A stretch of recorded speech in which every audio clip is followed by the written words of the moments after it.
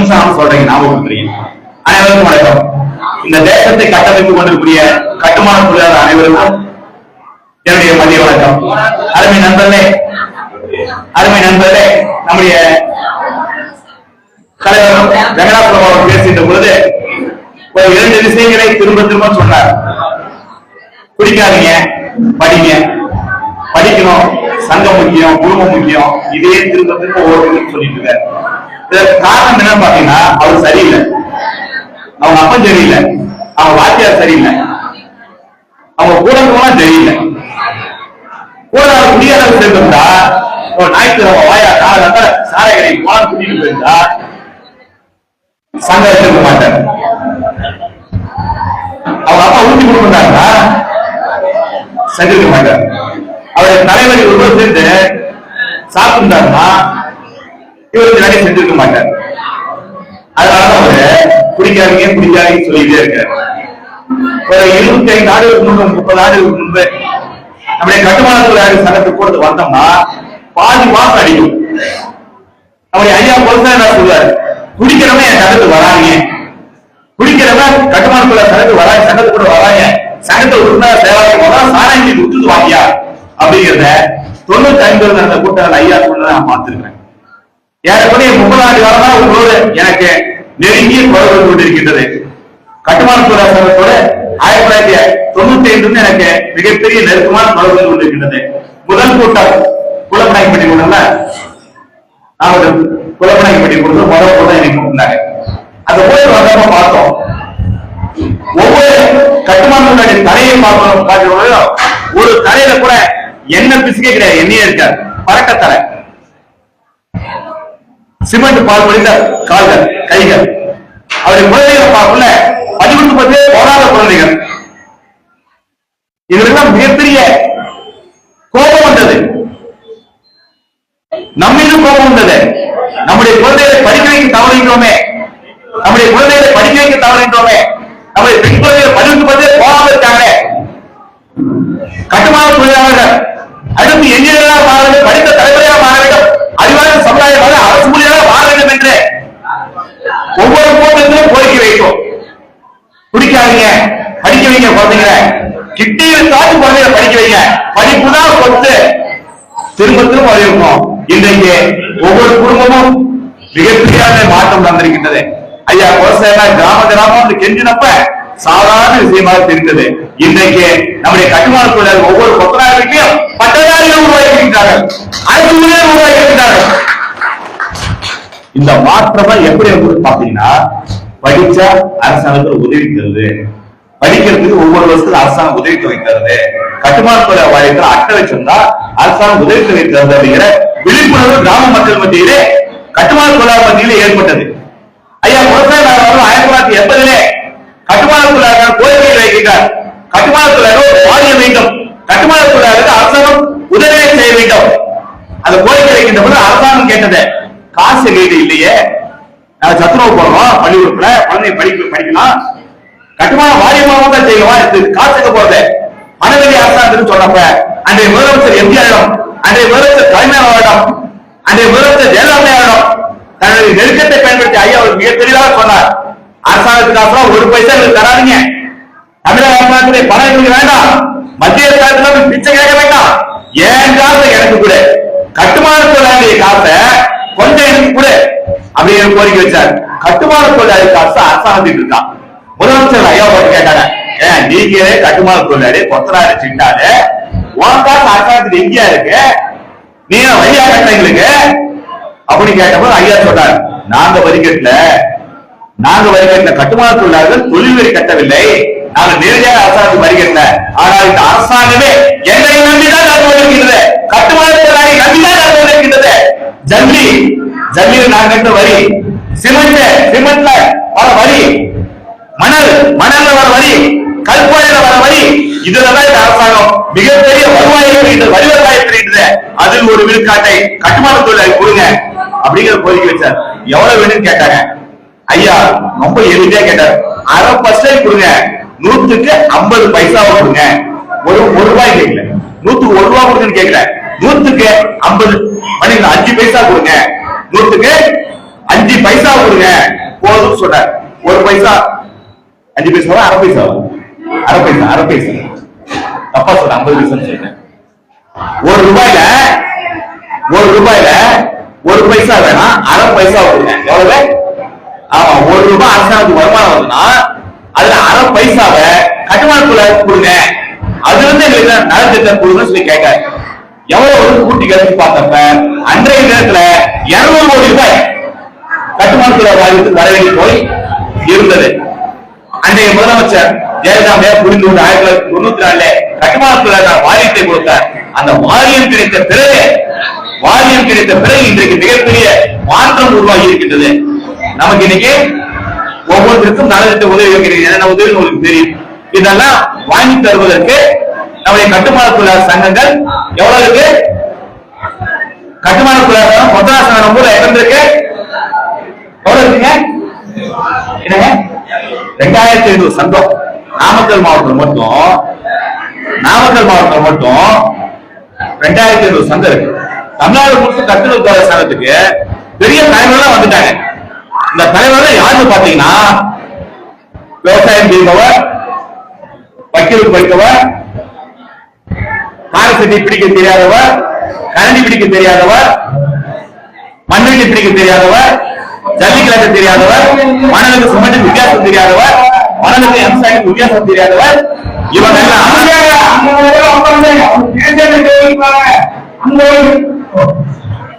இவங்க யாரும் தலைவர்னா கொத்தனாசனுக்கு தலைவர், மாடு மேய்க்கிறவங்க தலைவரா வரணும், விவசாயி தலைவரா வரணும், வக்கீலுக்கு வக்கீல் படிச்சவரே வக்கீல் வேலை செய்யற வக்கீல் சங்கத்துக்கு தலைவரா வரணும். ஒரு டிரைவருக்கு யார் தலைவரா வர முடியும்? டிரைவர் தான் டிரைவருக்கு தலைவரா வர முடியும். சுமைக்கு யார் தலைவரா வர முடியும்? ஒரு ஓட்டுநர் தலைவரா வர முடியும். ஆனால் கட்டுமான தொழிலாளருக்கு மட்டும் ஊர்ல போன வந்தவங்க யாரா வந்தாங்க? தலைவரா வந்தாங்க. தமிழ்நாடு முழுசும் சொல்லுவாங்க, என்ன வேலை செய்யணும் கேட்க சொல்லுவாங்க, வாரியத்துல தலைவரா இருக்கிறேன், என்னைய வேலை செய்யற கட்டுமான தொழிலாளர் வாரியத்துல தலைவரா இருக்கிறேன், என்ன பண்ற வாரியத்துல தலைவரா இருக்கிறேன், இதுல கட்டுமான தொழிலாளர் வாரியத்துல தலைவரா இருக்க அட்டவணை கொடுக்கிறேன். இவங்கெல்லாம் தலைவர் பெயர்ல வழி தருவதற்கு இந்த சங்கங்கள் பயன்பட்டு கொண்டிருக்கிறது. தமிழ்நாட்டில் ஒரே ஒரு சங்கம் மட்டும்தான் கொத்தனார்களை கொண்ட கட்டுமான தொழிலாளர்களை தலைவராக கொண்ட சங்கம் இருக்கின்றது. அது ஐயா விவசாய சங்கம் மட்டுமே. என்னெல்லாம் கோபம் வந்தது, நம்முடைய வேளாண் கோபம் வந்தது, எடுக்கும் பேப்பர் எடுக்கும், தகவல் சட்டத்தை பயன்படுத்தும். தமிழ்நாடு முழுசு எல்லா அரசாங்க கட்டுமான தொழிலாளர் வாரியத்துக்கு அடிச்சோம், போய் நீக்கியா அப்படின்னும். கட்டுமான தொழிலாளர் வாரியத்தை கட்டுமான தொழிலாளி மட்டும்தான் உறுப்பினரா இருக்கணும். அட்டை வாங்கிடுறோம், வேற யார் வாங்கியிருந்தாலும் அவனா வெளியே தெரியல. கட்டுமான தொழிலாளர் சங்கத்துடைய தலைவர் கட்டுமான தொழிலாளர் இருக்கணும், கொத்தனாருக்கு நிலத்தலைவரா இருக்கணும், சித்தாருக்கு தலைவரா இருக்கணும், இங்க தலைவரா இருக்காது, வேளாண்மையில தலைவரா இருக்காது, திருட்டு போய் முடிச்சு வைக்க முதல்ல தலைவரா இருக்காது நினைச்சோம். சாதிச்சு காட்டியிருக்கோம், பாதி வெற்றி பெற்று இருக்கின்றோம். எவ்வளவு வெற்றி பெற்றிருக்கோம்? மீதமும் வெற்றி பெறுவோம். இங்க ஏதோ குப்பையெல்லாம் அடிச்சு தோட்ட போறோம். ஐயா விவசாயினுடைய சிந்தனை பாத்தீங்கன்னா மிகப்பெரிய சிந்தனை. ஐயா விவசாய நீங்கள் நிறைய பேர் குறைந்தாதான் பார்த்திருக்கீங்க, குறைந்தாதான் பேசியிருக்கீங்க. ஆனால் அவரோடு நீண்ட நாளும் நெடிய நாளும் பயணித்தவர், அவரோடு நெருங்கிய அனுபவம் இங்கே நடக்கிற அவர் மீது எனக்கு மாறாத பட்டு மிகப்பெரிய பெருமைப்பான பாசமும் உண்டு. ஏன்னா அவர் தமிழ்நாட்டின் மிகப்பெரிய தலைவர், அண்ணாதுரையோடு நெருக்கமானவர், முன்னாள் முதலமைச்சர் காமராஜருடைய சிஷியர், அண்ணாவோடு நெருக்கமானவர், புரட்சித் தலைவர் எம்ஜிஆரோடு நெருக்கமானவர், கலைஞரோடு நெருக்கமானவர், முதலமைச்சராக இருந்த அம்மா எம்ஜிஆர் ஜெயலலிதாவோடு மிகவும் தொடர்புடையவர். எம்ஜிஆர் அவர் அழைத்து கூட சொல்லியிருந்தார், உனக்கு என்ன சொல்லு கேட்கிறார். ஐயா கேட்கிறார், வாரியம் கொடுங்கிறார். உனக்கு தனிப்பட்ட என்ன சொல்லியா? புரட்சித் தலைவர் எம்ஜிஆர் பற்றி உங்களுக்கு தெரியும், குறைவல்ல, ஏதாவது கொடுக்கணும்னு நினைக்கிறவரே, ஏதாச்சும் கொடுக்க நினைக்கிற வீட்டுக்கு போறவங்க சோறு போட்டு அனுப்புறவரே. அவர் ஐயா விவசாய பார்த்து கேட்கின்றார், மிகப்பெரிய தலைவனி, தமிழ்நாட்டில் மிகப்பெரிய தலைவனி, என் மீது வாழாத பாசம் வைத்திருக்கின்றார், அன்பு வைத்திருக்கின்றார், உனக்கு என்ன செய்யணும், என்ன சொல்லுன்னு கேட்கல. தனக்காக எதையுமே கேட்கவில்லை, கட்டுமான தொழிலாளருக்கு செஞ்சு கொடுன்னு சொல்லி கேட்டார். கொஞ்சம் உதவி கிடைச்சது, விடவே இல்லை. எம்ஜிஆர் கூப்பிட்டு எலெக்ஷன் கூப்பிட்டு சைதாப்பேட்டை தொகுதியில இளைஞரை சின்னத்துல கட்டுமான தொழிலாளருக்கு ஒரு சீட்டை கொடுத்து நிக்க வைக்கிறார். துரதிஷ்டம் 100 ஓட்டுல தோத்து போயிட்டார். எவ்வளவு ஓட்டுல எம்ஜிஆரே கொடுத்து சீட்டை கொடுத்து எம்ஜிஆர் கூப்பிட்டு சீட்டை கொடுத்தார். நமக்கெல்லாம் தெரியும். மரியாதை வெங்கடாசலம் சொன்னார், தேர்தல் நேரத்துல புரட்சியர் தொழிலாளர் கட்சியில் தோழர்கள் வேற அரசியல் கட்சியில் இருந்தீங்கன்னா ஒரு 2 மாசம் லீவ் போட்டு அவங்க கட்சியை போய் பாருங்கன்னு சொன்னார்.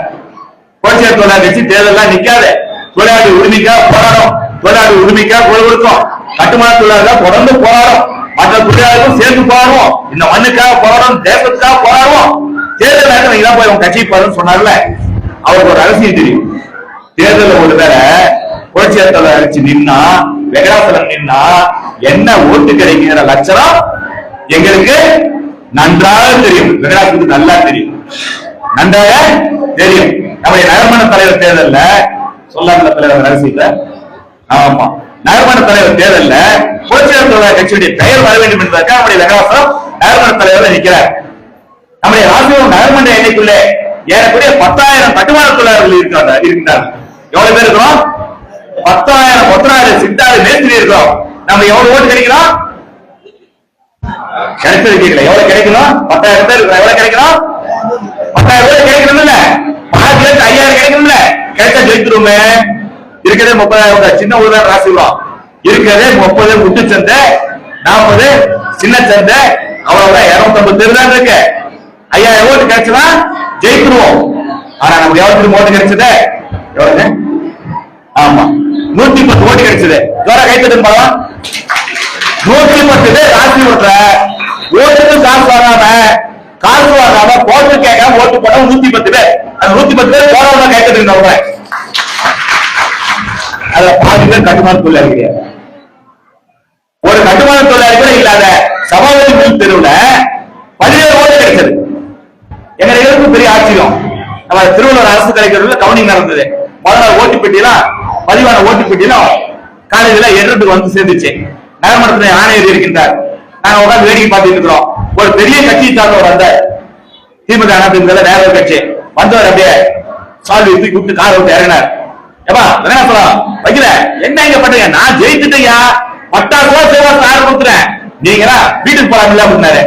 நானும் வேற சிரிச்சுட்டே சொன்னோம், உனக்கு டெபாசிட்டே கிடைக்க போறதில்ல, உனக்கு ஒரு ஆடிட்டர் பெரிய இந்த நகரத்துல பெரிய சமுதாய சார்ந்தவர், என் ஜாதியில இந்த ஊர்ல பெருசா இருக்கு, என் ஜாதிக்கார ஓட்டு போட்டு ஜெயிச்சுட்டேன் அப்படி நம்பிக்கிட்டவரு சால்வி தூக்கி விட்டு என்னை நக்கலா சொன்னார். நான் ஜெயிச்சுட்டு போனப்பா குட்டியில நான் பார்த்து போனப்பா அப்படின்னாரு. நாங்க இன்னும் சிரிச்சுட்டே சொன்னோம், டெபாசிட்டோட கிடையாது போயா அப்படின்னு மனசுல நினைச்சிட்டோம். அடுத்த ஓட்டு எண்ணிக்கை நடக்குள்ள 2வது ரவுண்ட் அவர் ஓடி போயிட்டார். ஏன்னா அவருக்கு கிடைச்சது 500 ஓட்டு தான். அவருக்கு கிடைச்சது 400-500 ஓட்டு கூட கிடைக்கல. அவர் சாதிதான் 8,000 பேர் இருக்கலாம். தொடர்ந்து இந்த ஊர்ல முனிசிபல் சேர்மன் அந்த சாதி தான் வந்துட்டு இருந்தது. அந்த நம்பிக்கையில அவரு சாதி நம்பினாரு. சாதி டெபாசிட் வாங்கல. நாங்க தெளிவா இருந்தோம், இது 100 ஓட்டு கூட கிடைக்காது, 100 ஓட்டு கூட கிடைக்காது அப்படின்னு நம்பிட்டு இருந்தோம். சபாபதி தெருவுல ஒரு கொத்தனார் கூட இல்லாத தெருவுல வெங்கடாசலத்துக்கு 17 ஓட்டு கிடைச்சது. அந்த 17 பெண்கள் சொன்னாங்க, ஏப்பா நீ தான் எனக்கு ரேஷன் கார்டு வாங்கி கொடுத்த, நீ தான் எனக்கு ஓஎஸ்பி வாங்கி கொடுத்த, காசு வாங்காம எனக்கு ரேஷன் கார்டு வாங்கி கொடுத்த, உதவித்தொகை வாங்கி கொடுத்த, அதுக்காக நான் ஓட்டு போடுறியா அப்படின்னு கொத்தனார் அல்லாத மக்கள் ஓட்டு போட்டாங்க. பக்கத்து கொத்தனார்கள் ஓட்டு போடல, நாங்க வருத்தப்படல, தெளிவா இருக்கிறோம். தேர்தல்ல உங்களை ஃப்ரீயா விட்டுறோம், நீங்க போய் உங்களுக்கு பிடிச்ச கட்சி ஓடி கேளுங்க. அடுத்த 5 ஆண்டு காலம் எந்த கட்சியும் உங்களை பார்க்காது, எந்த கட்சியும் உங்களை பார்க்காது. கட்டுமான தொழிலாளி பிரச்சனையை பற்றி பேசுவதற்கு, கட்டுமான தொழிலாளி எதிர்காலத்தை பற்றி நினைப்பதற்கு எந்த அரசியல் கட்சியும் யோசிக்காது. ஏன்னா அவங்களுக்கு எல்லாம் வேற நிறைய வேலைகள் இருக்கின்றது. ஆனால் புரட்சிகர தொழிலாளர் கட்சியை பொறுத்தவரை இவருடைய ஒரே நோக்கம் கொத்தனாருடைய கட்டுமான தொழிலாளருடைய எதிர்காலத்தை பற்றி சிந்திப்பது மட்டும்தான். ஏனென்றால் ஐயா புரட்சியாளர் அதை ஒன்னதான் கத்துக் கொடுத்துருக்க, வேற எதையும் கத்துக் கொடுக்கல. அவருடைய சிந்தனை எல்லாம் தொழிலாளரை வைத்து இந்தியாவை, தமிழ்நாட்டை மாற்ற முடியும், தொழிலாளருடைய வாழ்க்கை நன்றாக இருந்தால்தான் இந்த நாடு வல்லரசாக மாறும். அப்துல் கலாம் கனவு கண்ட வல்லரசாக இந்தியா மாறணும்னா இங்க தொழிலாளி தனக்கான உரிமைகளை பெற வேண்டும். தன்னுடைய உரிமைகளை பெற்றால் மட்டும்தான் இந்த நாடு நல்ல நாடாக இருக்கும் என்பது மிகப்பெரிய பாசம் இருந்தால்தான் ஐயா கட்டுமான தொழிலாளர் சங்கத்தை ஆரம்பிச்ச போது ஒரு கட்சி தேவை என்று கட்சியை பதிவு செய்ய கட்சி ஆரம்பிக்கின்ற போது கொத்தனார் கட்சியின் பேர் வச்சிருக்கலாம், வேற ஏதாவது பேர் வச்சிருக்கலாம். ஆனால் ஐயா ஒரே ஒரு பெயரை தான் விடாப்பிடியாக கேட்டார், புரட்சிகர தொழிலாளர் கட்சி. என்ன கட்சி? இந்த கட்சியுடைய பெயரை கேட்ட பொழுது டெல்லியில் தேர்தல் ஆணையம் அதிர்ந்து போய்விட்டது. தேர்தல் ஆணையத்தில் ஐஏஎஸ் படித்த அதிகாரி சொல்றாங்க, வேற எந்த பேரை வேணாலும் வைங்க, அத புரட்சியான வார்த்தை மட்டும் எடுத்துருங்க அப்படிங்கிற ஐயா புரட்சியாளர் சொல்றாங்க. அவர் ஒரே வார்த்தை சொல்லிவிட்டார், பின்னாடி தொழிலாளர் கட்சிகள் வார்த்தை கூட எடுத்து தவிர புரட்சி என்கிற வார்த்தை எடுக்கவே மாட்டேன். புரட்சிங்கிற வார்த்தை இருந்தாலும் கட்சி பதிவு இல்ல, கட்சி பதிவு பண்ணாம கூட நடத்துவேன். சட்டத்துல வழி இருக்கா? பதிவு பண்ணாம கட்சி நடத்துறதுக்கு சட்டத்துல வழி இருக்கு. நீ பதிவு பண்ணது அவசியம் இல்ல, தேர்தல் பதிவு பண்ணது அவசியம் இல்ல, மத்திய அரசாங்கத்துக்கு அதிகாரம் தரணும், அனுமதி தரணும் அவசியம் இல்லை. நான் கட்சியை புரட்சியாளர் தொழிலாளர் கட்சி தான் வைப்பேன். ஏனென்றால் இந்த கட்சி தொழிலாளருக்கான புரட்சியை உருவாக்கிய விதை. ஆனா இந்த கட்சி என்னாச்சுன்னு பாத்தீங்கன்னா, ஐயா இறந்த பிறகு கரையான் புத்துக்கட்ட நல்ல பாம்போது உள்ளார போன மாதிரி ஆகி எதோ நடந்து போய் இப்ப சரியான பாதைக்கு வந்திருக்கு, சரியான இடத்துக்கு வந்திருக்கு. மரியாதைக்குரிய சுந்தராபால் புரட்சியாளர் தொழிலாளர் கட்சியினுடைய பொதுச் செயலாளர் இன்றைய தினம் பதவியேற்றிருக்கின்றார். அவரை வாழ்த்துகின்றோம். ஐயாவுடைய கனவு நிறைவேறியிருக்கின்றது. இந்த கட்சியை பெண்கள் வழிநடத்த வேண்டும். கட்டுமான தொழிலாளி சங்கங்களையும் தொழிலாளருக்கான அரசியலையும் பெண்கள் வழிநடத்த வேண்டும், பெண்கள் நிர்வாகம் செய்ய வேண்டும் என்கின்ற ஐயா புரட்சியாளருடைய ஆசை இன்றைய தினம் நிறைவேறிக்கின்றது. அந்த வகையிலே அவரை பொதுச் செயலாளர் தேர்வு செய்த உங்களை எல்லாம் வாழ்த்துகின்றேன். அருமை நண்பர்களே, இந்த கட்டுமான தொழிலாளர் கட்சி, கட்டுமான தொழிலாளர் அமைப்பு என்பது சும்மா திமுகவையோ அண்ணா திமுகவையோ ஜாதா போட்டு வளர்ந்த அமைப்பு கிடையாது. போராடி வளர்ந்த அமைப்பு. ஒவ்வொரு கிராமங்களும் போராடி போராடி போராடி வளர்ந்திருக்கின்றோம். நாமக்கல் மாவட்டத்தை பொறுத்தவரை நம்முடைய கட்டுமான தொழிலாளர்கள் என்று இங்கே மிகப்பெரிய அரசியல் பாரம்பரியம் இருக்கின்றது. அருமை நண்பர்களே, நம்ம வீமேட்டூர்ல ஒரு பிரச்சனை, போராட்டத்தை அறிவிக்கிறோம். நாமக்கல் காவல் கண்காணிப்பாளர் பேச்சுவார்த்தைக்கு அழைக்கின்றார். இங்க எப்படி கட்டுமான தொழிலாளர் சங்கத்துடைய தலைவர்கள் பேச்சுவார்த்தைக்கு எஸ்பிஆர்சி போறோம். எங்க போறோம்? எஸ்பிஆர்சி மாவட்ட காவல் அதிகாரி அலுவலகத்தில் பேச்சுவார்த்தைக்கு போறோம். அவர் நாமக்கல் காவல் நிலையத்துக்கு போங்க, உங்க கூட ஃப்ரீயா பேசுவோம் வரேன்னு சொல்லிட்டு நாமக்கல் காவல் நிலையத்தில் வைத்து 16 பேரை மாலை 7 மணிக்கு கைது செய்து அவர் அனைவரையும் யாருக்குமே தெரியாமல் சிறைக்கு அனுப்புகின்றார். உடனடியாக அதை கண்டித்து பொதுக்கூட்டத்தை நடத்துகின்றோம். எத்தனை பேரு? எழுத்துருங்க ஜோரோட கைத்தட்டுங்க. ஐயா செங்கோடன் உள்ளிட்ட 16 பேர் ஜெயிலுக்கு போயிட்டாங்க. எங்களுக்கு தகவல் கேட்கின்றது. உடனே ஒரு பொதுக்கூட்டத்தை அறிவிக்கின்றோம். ஐயா சென்னையிலிருந்து கிளம்பி வரார். காவல்துறை சொல்கின்ற பொதுக்கூட்டத்தில் தடை விதித்து விட்ட ஒடுங்குறிச்சியிலே கட்டுமான தொழிலாளருடைய பொதுக்கூட்டம் நடக்காது, யார் இருந்தாலும் கைது செய்துவிடும் என்று காவல்துறை சார்ந்தவர்கள் ஒவ்வொரு கிராமமும் சொல்லிட்டு இருக்காங்க. நம்ம என்ன சொல்றோம்? விடல. என்னைய ஒரு ஓட்ட வண்டி ஏற்றிட்டார். அப்ப என்ன வண்டி சொன்னீங்க? எம்ஐடி. பின்னாடி நான் உட்காந்துட்டேன். நாலு பைக் எடுத்துட்டோம். கிராம கிராம நான் போய் சொல்லிட்டு வரோம், தடையை மீறி பொதுக்கூட்டம் நடக்கும். தமிழக தடையை மீறி, காவல்துறை தடையை மீறி கட்டுமானத்துறை பொதுக்கூட்டம் நடக்கும். வாங்க, கால் சட்டியோட வாங்க, மவுண்டியோட வாங்க, கலப்பையோட வாங்க. பொதுக்கூட்டம் சட்டப்படி நடக்கும். சட்டத்தை மீறி எந்த காலத்தை தடுத்து பார்த்தலாம் அப்படின்னு பொதுக்கூட்டத்தை நடத்தும். ஒடுங்குறிச்சியிலே காவல்துறை பாதுகாப்பு கொடுத்தது, வேடிக்கை பார்த்தது. அங்கே மிகப்பெரிய ஆளுமை எல்லாம் நாமக்கல் மாவட்ட சேர்ந்த மனித உரிமை போராளி எல்லாம் கூப்பிட்டு அதை பொதுக்கூட்டத்தை பேச சொன்னோம். ஒரு வழக்கறிஞர் பேசினார். எஸ்பிக்கு ஆப்பிச்சிருவோம் சொன்னாரு. நம்ம வழக்கம் போல் பேசினாரு. என்ன சொன்னாரு? பிறந்து அப்படின்னாரு. நான் வழக்கம் போல போலீஸ் திட்டினா முன்னெல்லாம் இப்படி திட்டணும் உங்களுக்கு தெரியும். நிறைய பேர் பழைய ஆட்கள் கேட்டிருப்பீங்க. இப்பெல்லாம் திட்டத்தை விட்டுட்டேன், திட்டத்தை விட்டு இனிமேல் திட்டவே மாட்டேன், இனிமேல் போலீஸ் திட்டம் இல்ல அப்படின்னு சத்தியம் பண்ணி இருக்கிறாங்க. திட்டத்தை வேற மாதிரி பேப்பர் பேனாவை திட்ட ஆரம்பிச்சிட்டேன். நாமக்கல் அந்த கூட்டம் முடிந்த பிறகு ஒரு வாரம் வைத்து நாமக்கல் எஸ்பிஆர்சில விசாரணை. காவல்துறை தடையை மீறி எப்படி கூட்டம் நடத்தினர், சட்டம் அனுமதிச்சுதான் நடத்தணும் முட்டாம அப்படிங்கிறத நேருக்கு நேர சொன்னோம். அங்க வந்த ஒரு மனித உரிமை பெரிய போராளி ஒருத்தர் எழுதி கொடுக்கிறார். ஐயா, வாய் தவறி பேசிவிட்டேன். என்ன எழுதி கொடுத்தாரு? சட்டம் படித்த வழக்கறிஞர் மனித உரிமை போராளி, தமிழ்நாட்டு பெரிய மனித உரிமை தலைவர் அவர் எழுதி தராரு. ஐயா, வாய் தவறி பேசிவிட்டேன், காவல்துறைக்கு ஆப்பு வைத்து விட்டேன் என்று தெரியாமல் பேசிவிட்டேன், வாய் தவறி பேசிவிட்டேன், இனிமேல் எந்த வேலையிலும் நான் ஆப்பு என்கின்ற வார்த்தையே சொல்ல மாட்டேன் அப்படி எழுதி கொடுத்து வந்துட்டார். ஆனா 8ஆம் கிளாஸ் படிச்ச, 5ஆம் கிளாஸ் படிச்ச, 5ஆவது படிச்சீங்க, 3ஆம் கிளாஸ் படிச்ச 2ஆம் பேப்பர் பேனா வாங்கி எழுதி கொடுத்தார். பிறந்துரும் எழுதி கொடுத்துருக்கிறேன். பேசுற மேடையில பிறந்துருவேன், பேசுறேன், அப்படிதான் பேசுவேன். சட்டம் எனக்கு அதிகாரம் கொடுத்திருக்கின்றது. 500 ரூபாய் கூலி கூட இந்த பில்டிங் இடிக்கிறேன், இந்த பில்டிங் போடுறாங்க, 500 ரூபாய் கூலி கூட இந்த பில்டிங் போடுறோம். அதானே எனக்கு பொழப்பு, அதானே எனக்கு வேலை, அதானே நம்ம வேலை. 500 ரூபாய் கொடுத்தா 1000 ரூபாய் கூலி கொடுத்தா பில்டிங்க இடிச்சு பொழப்போம், புதுசா பில்டிங் கட்டுவோம். பாலத்தை பொழப்போம், புதுசா பாலம் கட்டுவோம். வீட்டை இடிப்போம், புதுசா வீடு கட்டுவோம். கட்டடத்தை இடிப்போம், பழைய கட்டடத்தை புதுசா வீடு கட்டுவோம். பழைய கழிவுத்தை இடிப்போம், புதுசா பில்டிங் கட்டுவோம். பொழக்கிறதே நம்ம வேலை. பொழந்துருவோம் சொல்ல சரி, அப்படிதான் பேசுவேன் அப்படின்னு 3ஆம் கிளாஸ் படிச்ச சட்ட மேலை வெங்கடாசலம் மாவட்ட காவல் கண்காணிப்பாளர் தான் எழுதி கொடுத்துட்டு வந்தார். காவல்துறை போப்பா போப்பா அவனை கூப்பிட்டு தப்பு, இனிமேல் கூப்பிடல, விட்டுட்டாங்க. அதோட விட்டுட்டாங்க. அதற்கு பிறகு பொய் கேஸ் போடலாம்னு நினைக்கிறதையே, கொத்தனார் பொய் கேஸ் போடலாம்னு நினைக்கிறதையே மறந்து விட்டார்கள். அந்த போராட்டத்தை பொறுத்தவரை, அந்த நிகழ்வை பொறுத்தவரை ஐயா குலசேகரனுடைய பங்களிப்பு எல்லாம் மிகப்பெரிய பங்களிப்பு. முதல் நாள் கைது, அடுத்த நாள் காலையில 7 மணிக்கு ராஜ்புரத்தில் ஐயா இருக்கின்றார். 75 வயது முதியவர். நான் கூட 8 மணிக்கு தான் சொன்னேன். 7 மணிக்கு ராஜ்புரம் பஸ்ஸார் வந்து நிக்கிறார். எல்லாரும் கூப்பிடுறார். நம்முடைய தோழர்கள் சிறையிலே இருக்கின்றார்கள், அவர்களுக்காக போராட வேண்டும், அவரை விட்டுவிடக்கூடாது, காப்பாற்ற வேண்டும், வாழ சொல்லி கூப்பிட்டு மிகப்பெரிய கலப்பணியை செய்தார். ஒவ்வொரு விஷயத்திலும் ஐயா போராடினார். எந்த இடத்திலுமே கட்டுமான தொழிற்சாலை தலைவர்களை பாதுகாப்பதிலே விட்டுவிடவே இல்லை. அந்த அளவிற்கு ஒரு முதியவர் இந்த கட்டுமான தொழிலாளர் தொடர்ந்து வாழ்ந்து போராடி நம்மோடு இருந்து கொண்டிருக்கின்றார். அவர் இறந்து விட்டாங்க வார்த்தை சொல்லவே இல்லை. ஏன்னா இத்தனை பேரை உருவாக்கி கொடுத்திருக்கின்றார், அவரால் லாபம் அடைந்தவர் அவரை பெயரை சொல்வதற்கு தயங்கலாம். ஏன்னா ஐயா நம்ம எல்லாரும் பேச சொன்னார், கட்டுமான வாரியத்தில் தலைவராக இருந்தாரு அப்படின்னு இருக்காரு அப்படின்னு. வாரியத்தில் தலைவராக இப்ப இருக்காரு. ஆனால் அவர் 90க்கு முன்னாடி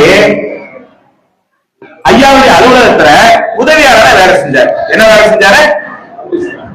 உதவியாளராக ஆபீஸ் பையன், டீ வாங்கி கொடுக்கிற பையனா வேலை செஞ்சார். இதுதான் ஐயாவுடைய பலம்.